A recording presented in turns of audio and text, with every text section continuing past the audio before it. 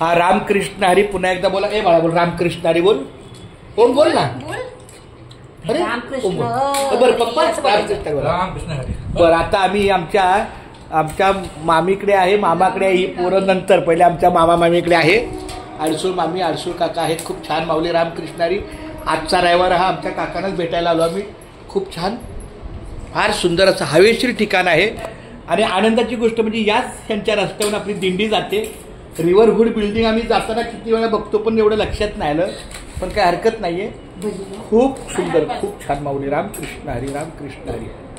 ही आमची ही छोटी मुलगी आहे आमची, ही मनस्वी, तिला आम्ही मनू म्हणतो. आणि बाजूला आमची लावण्य आहे, आणि आमचा विक्रांत आहे, आमची विनया आहे, संदीप मामा आहे.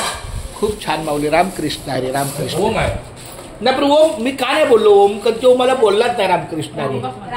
तू बोल रामकृष्ण हरी. ओम पापड नाही घेत. ओम ओम. आणि आमची ही पियू आहे, प्रिया आहे, पियू, ती मनू आहे, मनस्वी आहे.